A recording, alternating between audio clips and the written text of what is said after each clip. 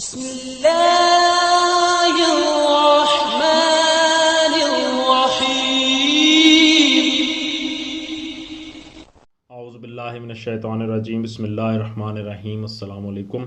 آج آپ کا میزبان ڈاکٹر کاشف بشیر تفہیم القرآن سیریز کی قسط نمبر 367 کے ساتھ آپ کے سامنے حاضر خدمت ہے، اور اس میں ہم انشاءاللہ العزیز سورہ العنکبوت کی آیت نمبر 14 سے لے کر 22 تک کا ترجمہ اور تفسیر آپ کے سامنے پیش کریں گے، اور اس حصے کا موضوع ہے اللہ کی خلق۔ بسم اللہ الرحمن الرحیم۔ وَلَقَدْ أَرْسَلْنَا نُوحًا إِلَىٰ قَوْمِهِ فَلَبِثَ فِيهِمْ أَلْفَ سَنَةٍ إِلَّا 50 عَامًا فَأَخَذَهُمُ الطُّوفَانُ وَهُمْ ظَالِمُونَ۔ ترجمہ: ہم نے نوح علیہ السلام کو اس کی قوم کی طرف بھیجا، اور وہ 50 کم 1000 برس ان کے درمیان رہا۔ آخر کار ان لوگوں کو طوفان نے آ گھیرا، اس حال میں کہ وہ ظالم تھے۔ تفسیر میں آتا ہے کہ اس کا یہ مطلب نہیں ہے کہ حضرت نوح علیہ السلام کی عمر 950 سال تھی، بلکہ اس کا مطلب یہ ہے کہ نبوت کے منصب پر سرفراز ہونے کے بعد سے طوفان تک پورے 950 برس حضرت نوح علیہ السلام اس ظالم و گمراہ قوم کی اصلاح کے لیے سعی فرماتے رہے، اور اتنی طویل مدت تک ان کی زیادتیاں برداشت کرنے پر بھی انہوں نے ہمت نہ ہاری۔ یہی چیزیں بیان کرنا مقصود ہے۔ اہل ایمان کو بتایا جا رہا ہے کہ تم کو تو ابھی 5-7 برس ہی ظلم و ستم سہتے اور ایک گمراہ قوم کی ہٹ درمیاں برداشت کرتے گزرے ہیں۔ ذرا ہمارے اس بندے کے صبر و ثبات اور عزم و استقلال کا اندازہ کرو، جس نے مسلسل 9.5 صدیوں تک ان شدائد کا مقابلہ کیا۔ حضرت نوح علیہ السلام کی عمر کے بارے میں قرآن مجید اور بائبل کے بیانات ایک دوسرے سے مختلف ہیں۔ بائبل کا بیان ہے کہ ان کی عمر 950 سال تھی، وہ 600 برس کے تھے جب طوفان آیا، اور اس کے بعد 350 برس اور زندہ رہے۔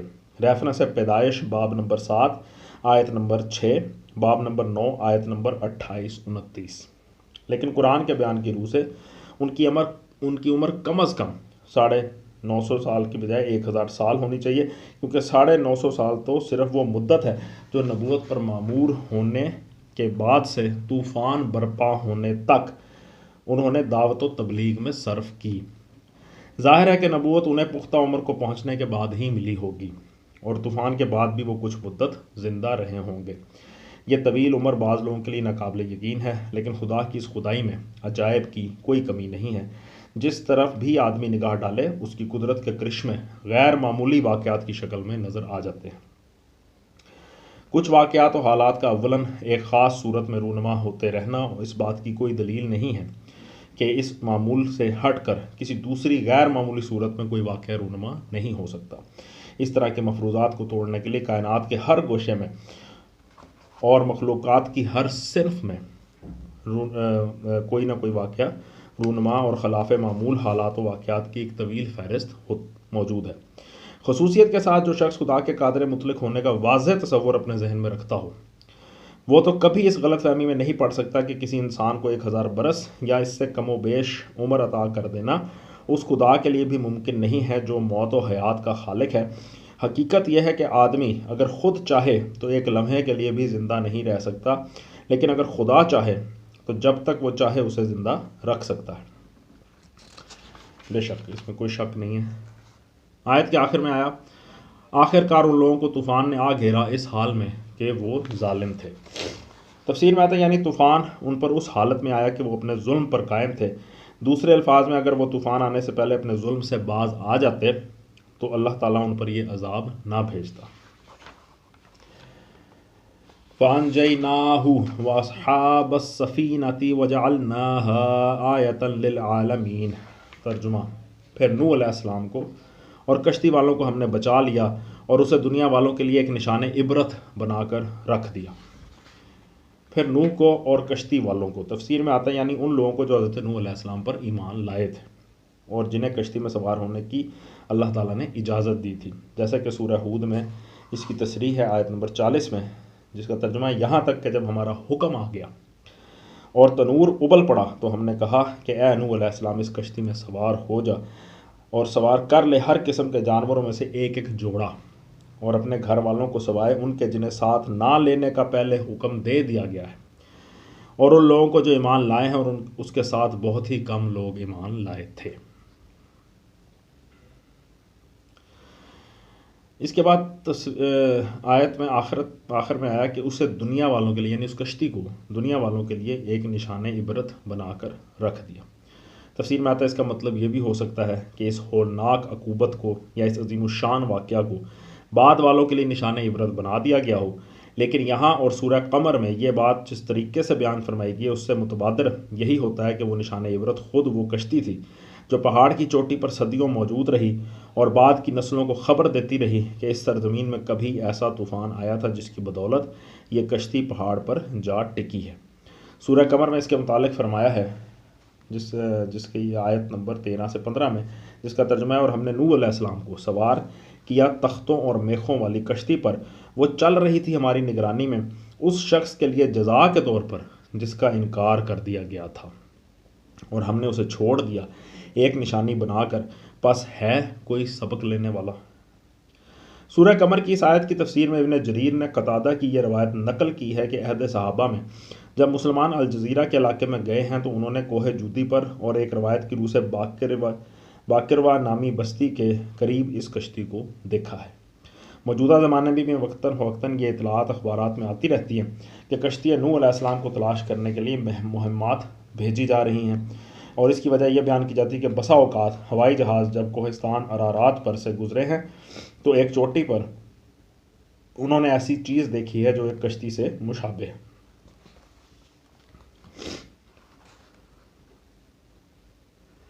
وَإِبْرَاهِيمَ إِذْ قَالَ لِقَوْمِهِ اعْبُدُوا اللَّهَ وَاتَّقُوهُ ذَلِكُمْ خَيْرٌ لَكُمْ إِن كُنتُمْ تَعْلَمُونَ۔ ترجمہ، اور ابراہیم علیہ السلام کو بھیجا جبکہ اس نے اپنی قوم سے کہا اللہ کی بندگی کرو اور اس سے ڈرو، یہ تمہارے لیے بہتر ہے اگر تم جانو۔ ابراہیم کو بھیجا، تفسیر میں آتا ہے کہ اس حوالے سے سورہ البقرہ کا رکوع نمبر 15، 16 اور 35 اور آل عمران کا 7 نمبر رکوع، سورہ انعام کا 9 نمبر، سورہ ہود کا 7 نمبر، سورہ ابراہیم کا 6 نمبر، سورہ ہجر کا 4 نمبر، سورہ مریم کا 3 نمبر، سورہ انبیاء کا 5 نمبر، سورہ شعراء کا 5 نمبر، سورہ صافات کا 3 نمبر اور سورہ زخرف کا 3 نمبر، سورہ الزاریات کا 2 نمبر رکوع تقابل کے لیے ملاحظہ کیا جا سکتا ہے۔ آیت کے آخر میں آیا اس نے اپنی قوم سے کہا اللہ کی بندگی کرو اور اس سے ڈرو۔ تفسیر میں آتا ہے یعنی اس کے ساتھ شرک اور اس کی نافرمانی سے ڈرو۔ انما تعبدون من دون اللہ اوثانا وتخلقون افکا ان الذین تعبدون من دون اللہ لا یملکون لکم رزقا فابتغوا عند اللہ الرزق واعبدوہ واشکروا لہ الیہ ترجعون۔ ترجمہ، تم اللہ کو چھوڑ کر جنہیں پوج رہے ہو وہ تو محض بت ہیں اور تم ایک جھوٹ گھڑ رہے ہو۔ در حقیقت اللہ کے سوا جن کی تم پرستش کرتے ہو وہ تمہیں کوئی رزق بھی دینے کا اختیار نہیں رکھتے۔ اللہ سے رزق مانگو اور اسی کی بندگی کرو اور اس کا شکر ادا کرو، اسی کی طرف تم پلٹائے جانے والے ہو۔ تم اللہ کو چھوڑ کر جنہیں پوج رہے ہو وہ تو محض بت ہیں اور تم ایک جھوٹ گھڑ رہے ہو۔ تفسیر میں آتا ہے یعنی تم یہ بت نہیں گھڑ رہے ہو بلکہ ایک جھوٹ گھڑ رہے ہو۔ ان بتوں کا وجود خود ایک جھوٹ ہے، اور پھر تمہارے یہ عقائد کہ یہ دیویاں اور دیوتا ہیں یا خدا کے اوتار یا اس کی اولاد ہیں یا خدا کے مقرب اور اس کے ہاں شفیع ہیں، یا یہ کہ ان میں سے کوئی شفا دینے والا ہے اور کوئی اولاد بخشنے والا اور کوئی روزگار دلوانے والا ہے، یہ سب جھوٹی باتیں ہیں جو تم لوگوں نے اپنے وہم و گمان سے تصنیف کر لی ہیں۔ حقیقت اس سے زیادہ کچھ نہیں ہے کہ یہ محض بت ہیں، بے جان، بے اختیار اور بے اثر۔ آیت کے آخر میں آیا تم اسی کی طرف پلٹائے جانے والے ہو۔ تفسیر میں آتا ہے ان چند فکروں میں حضرت ابراہیم علیہ السلام نے بت پرستی کے خلاف تمام معقول دلائل سمیٹ کر رکھ دی ہے۔ کسی کو معبود بنانے کے لیے لامحالہ کوئی معقول وجہ ہونی چاہیے۔ ایک معقول وجہ یہ ہو سکتی ہے کہ وہ اپنی ذات میں معبودیت کا کوئی استحقاق رکھتا ہو۔ دوسری وجہ یہ ہو سکتی ہے کہ وہ آدمی کا خالق ہو اور آدمی اپنے وجود کے لیے اس کا رہین منت ہو۔ تیسری وجہ یہ ہو سکتی ہے کہ وہ آدمی کی پرورش کا سامان کرتا ہو اور اسے رزق یعنی متاع زیست بہم پہنچاتا ہو۔ چوتھی وجہ یہ ہو سکتی ہے کہ آدمی کا مستقبل اس کی عنایات سے وابستہ ہو اور آدمی کو اندیشہ ہو کہ اس کی ناراضی مول لے کر وہ اپنا انجام خراب کر لے گا۔ حضرت ابراہیم علیہ السلام نے فرمایا کہ ان چاروں وجوہ میں سے کوئی وجہ بھی بت پرستی کے حق میں نہیں ہے، بلکہ ہر ایک خالص خدا پرستی کا تقاضا کرتی ہے۔ یہ محض بت ہے کہہ کر انہوں نے پہلی وجہ کو ختم کر دیا، کیونکہ جو نرا بت ہو اس کا معبود ہونے کا آخر کیا ذاتی استحقاق ہو سکتا ہے۔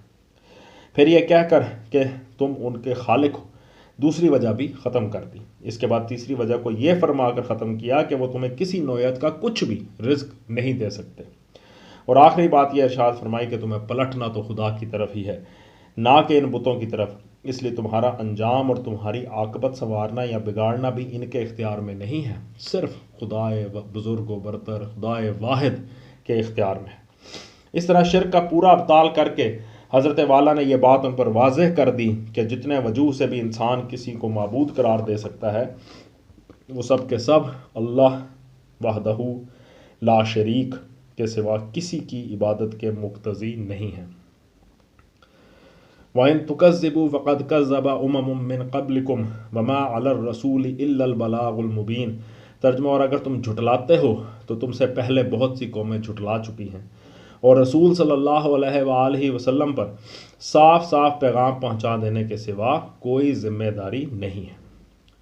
تفسیر میں آتا ہے یعنی اگر تم میری دعوت توحید کو اور اس خبر کو کہ تمہیں اپنے رب کی طرف پلٹنا اور اپنے اعمال کا حساب دینا ہے جھٹلاتے ہو تو یہ کوئی نئی بات نہیں ہے۔ تاریخ میں اس سے پہلے بھی بہت سے نبی مثلا نوح، ہود، صالح علیہ السلام وغیرہ یہی تعلیم لے کر آ چکے ہیں، اور ان کی قوموں نے بھی ان کو اسی طرح جھٹلایا ہے۔ اب تم خود دیکھ لو کہ انہوں نے جھٹلا کر ان نبیوں کا کچھ بگاڑا یا اپنا انجام خراب کیا۔ اولم یروا کیف یبدئ اللہ الخلق ثم یعیدہ ان ذلک علی اللہ یسیر۔ ترجمہ، کیا ان لوگوں نے کبھی دیکھا ہی نہیں ہے کہ اللہ کس طرح خلق کی ابتدا کرتا ہے پھر اس کا اعادہ کرتا ہے؟ یقیناً یہ اعادہ تو اللہ کے لیے آسان تر ہے۔ تفسیر میں آتا ہے یعنی ایک طرف تو بے شمار اشیاء عدم سے وجود میں آتی ہیں، عدم سے مراد ہے نتھنگ سے، یعنی کچھ بھی نہیں تھا تو ادھر سے اللہ تعالیٰ نے تخلیق کر دیا، اور دوسری طرف ہر نوع کے افراد، ہر طرح کے افراد کے مٹنے کے ساتھ پھر ویسے ہی افراد وجود میں آتے چلے جاتے ہیں۔ مشرکین اس بات کو مانتے تھے کہ یہ سب کچھ اللہ کی صفت خلق و ایجاد کا نتیجہ ہے، انہیں اللہ کے خالق ہونے سے انکار نہ تھا، جس طرح آج کے مشرکین کو بھی نہیں ہے۔ اس لیے ان کی اپنی مانی ہوئی بات پر یہ دلیل قائم کی گئی ہے کہ جو خدا تمہارے نزدیک اشیاء کو عدم سے وجود میں لاتا ہے اور پھر ایک ہی دفعہ تخلیق کر کے نہیں رہ جاتا، بلکہ تمہاری آنکھوں کے سامنے مٹ جانے والی اشیاء کی جگہ پھر ویسی ہی اشیاء پے در پے وجود میں لاتا چلا جاتا ہے، اس کے بارے میں آخر تم نے یہ کیوں سمجھ رکھا ہے کہ تمہارے مر جانے کے بعد وہ پھر تمہیں دوبارہ زندہ کر کے اٹھا کھڑا نہیں کر سکتا؟ قل سیروا فی الارض فانظروا کیف بدأ الخلق ثم اللہ ینشئ نشأۃ الآخرہ ان اللہ علی کل شیء قدیر۔ ترجمہ، ان سے کہو کہ زمین میں چلو پھرو اور دیکھو کہ اس نے کس طرح خلق کی ابتدا کی ہے، پھر اللہ بار دیگر بھی زندگی بخشے گا، یقیناً اللہ ہر چیز پر قادر ہے۔ تفسیر میں آتا ہے یعنی جب خدا کی کاریگری سے بار اول کی تخلیق کا تم خود مشاہدہ کر رہے ہو تو تمہیں سمجھنا چاہیے کہ اسی خدا کی کاریگری سے بار دیگر بھی تخلیق ہو، یعنی دوبارہ بھی تخلیق ہوگی، ایسا کرنا اس کی قدرت سے باہر نہیں ہے اور نہ ہو سکتا ہے۔ یعذب من یشاء ویرحم من یشاء والیہ تقلبون۔ ترجمہ، جسے چاہے سزا دے اور جس پر چاہے رحم فرمائے، اسی کی طرف تم پھیرے جانے والے ہو۔ وما انتم بمعجزین فی الارض ولا فی السماء وما لکم من دون اللہ من ولی ولا نصیر۔ ترجمہ، تم نہ زمین میں عاجز کرنے والے ہو نہ آسمان میں، اور اللہ سے بچانے والا کوئی سرپرست اور مددگار تمہارے لیے نہیں ہے۔ تفسیر میں آتا ہے یعنی تم کسی ایسی جگہ بھاگ نہیں سکتے جہاں اللہ کی گرفت سے بچ نکلو، خواہ تم زمین کی تہوں میں کہیں اتر جاؤ یا آسمان کی بلندیوں میں پہنچ جاؤ، بہرحال تمہیں ہر جگہ سے پکڑ لایا جائے گا اور اپنے رب کے سامنے تم حاضر کر دیے جاؤ گے۔ یہی بات سورہ رحمان میں جنوں اور انسانوں کو خطاب کرتے ہوئے چیلنج کے انداز میں فرمائی گئی ہے کہ تم خدا کی خدائی سے اگر نکل سکتے ہو تو ذرا نکل کر دکھاؤ۔ اس سے نکلنے کے لیے زور چاہیے اور وہ زور تمہیں حاصل نہیں ہے۔ اس لیے تم ہرگز نہیں نکل سکتے۔ سورہ رحمان کی آیت نمبر 33۔ آیت کے آخر میں اور اللہ سے بچانے والا کوئی سرپرست اور مددگار تمہارے لیے نہیں ہے۔ تفسیر میں آتا ہے یعنی نہ تمہارا اپنا زور اتنا ہے کہ خدا کی پکڑ سے بچ جاؤ، اور نہ تمہارا کوئی ولی و سرپرست یا مددگار ایسا زور آور ہے کہ خدا کے مقابلے میں تمہیں پناہ دے سکے اور اس کے مواخذے سے تمہیں بچا لے۔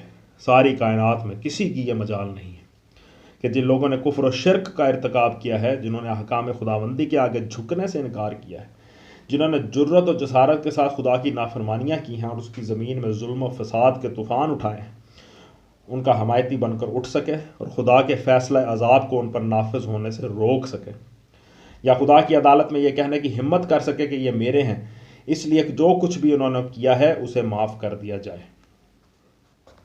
صدق اللہ العلی العظیم۔ الحمدللہ آج ہم نے سورہ العنکبوت کی آیت نمبر 22 تک کا ترجمہ اور تفسیر آپ کے سامنے پیش کیا۔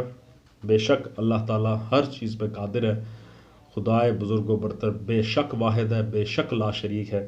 اللہ تعالیٰ ہمیں زیادہ سے زیادہ اس کا شکر ادا کرنے کی توفیق عطا فرمائے اور ہماری ناشکریوں سے اللہ تعالیٰ درگزر فرمائے۔ اسی دعا کے ساتھ آپ سے اجازت چاہیں گے۔ اپنا بہت خیال رکھیں۔ آپ لوگوں کا بہت بہت شکریہ۔ اللہ حافظ۔